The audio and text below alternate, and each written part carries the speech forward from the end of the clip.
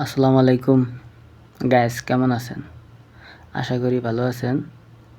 Saudi আরবের অবস্থা এতটা খারাপ যে এখন প্রতিদিন চেক চলে। যাই হোক, আমাদেরকেও ধরছে, আমি আপনাদেরকে দেখাবো এখন। তা আমার এক বড় ভাই আমাকে কল দিছে, মাহবুব তুই কই? আমি বলতেছি ভাই আমি রুমে। বলতে জলদি আয়, আমরা হোটেলে আছি, ওখানে নাস্তা করুম। আমি কি আচ্ছা ঠিক আছে যাবো, সমস্যা নাই। পরে আমি চারপাশ দেখে পরে রাস্তা ক্রস করে অপর পাশে গেলাম। অপর পাশে গিয়া তো ওদেরকে খুঁজে পাই না। ওরা বলতেছে যে আমি হোটেলে আছি। আমি কি ঠিক আছে তাহলে গ্যালাসে দিয়া একটু দেখলাম ওদেরকে। পরে ওদের সামনে গেলাম, ওরা দিয়ে কিছু অর্ডার দেয় না। বলতেছে কি অর্ডার দেন না কা? ওরা বলতেছে তুই আসস না দেখি আমি অর্ডার দিই না। আমি ঠিক আছে, আমি এখন আসছি, এখন অর্ডার দেন। তো অর্ডার দেওয়া শেষ, এখন সামনে আনছে পেঁয়াজু সিঙ্গারা, যা খাইতাছি।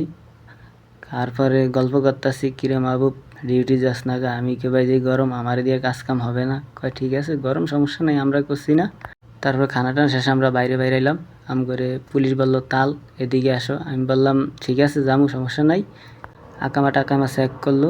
চেক করার পরে আমরা এখন মার্কেটের দিকে যাব।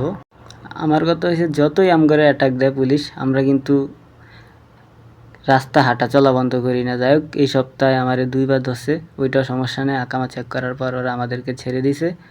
পরে এখন আস্তে ধীরে আমরা সিটি পোলরে যাব। এটা একটা মার্কেট। যাই হোক, আমি রাস্তায় দাঁড়া আছি এখন। সিটি পোলরের ভিতরে ঢুকলাম। ঢুকার পরে এক বড় ভাই দিই গেঞ্জি দেখতেছে, অনেক সাবান আছে সিটি পোলরের ভিতরে। এটা একটা বড় মার্কেট, আল খারিজার। যাই হোক, আমি আপনাদেরকে ঘুরা ঘুরা দেখাইতেছি। যাক, এক বড় ভাই যে হাঁটতেছে, আমি বলতেছি যে আপনি হাঁটেন, আর কি পছন্দ হয় আমার জানেন। তো বড় ভাই আমি তো দেশে গিয়া বিয়া শাদি করুম, দেখো তো মাহবুব এটি ভালো নি। আমি বলতেছি ভাই এডিই নেওয়ার দরকার, আপনার টিয়া পয়সা নাই, সৈন্য নিতে পারতেন না, এটাই নেন। তো বেড়া কয় থাক আমি ব্যাসলাইটটা চাই। যাক, বড় ভাই ব্যাসলাইটটা চাইছে। পরে আমিও ধরলাম এমিটি শূন্য। তো এটার রেট দেখলাম, বলে একটা চেন 6 রিয়াল করে। যাই হোক, তারপরে একটু সামনে আডা ধরলাম। পরে বড় ভাই দেখতেছে আর অনেক কিছু। যাই হোক, আমি কই বড় ভাই যেটা পছন্দ হয়ে বললাম, টাকার লিয়ে টেনশন করেন না, আমি দিম। বড় ভাই বলতেছে তুই থাকতে আমার কোনো ভরসাই নেই। যাই হোক, আমিও বুঝা লাইছি, হ্যাঁও বুঝা লাইছি আমি থাকলে আর কোনো ভরসাই নেই। যাকে একটু সামনে আগাইলাম। এখন সয়াবিন তেল 33 টাকা 5 কিলো। তারপর একটু সামনে আগাইলাম। এখন আমরা লিফটের দিকে যাবো।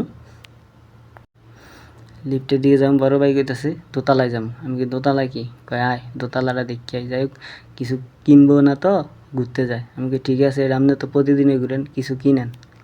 কয় দেখতে তো সমস্যা নাই, এখন কিনা কোন জায়গায় রাখুম? আমার তো দেশে যাওয়ার সময় কিনা লাগবো। যাক একটু ঘুরে ঘুরে দেখিতে। বড় ভাই বলে ক্যালাম্বোর্ডটা লো।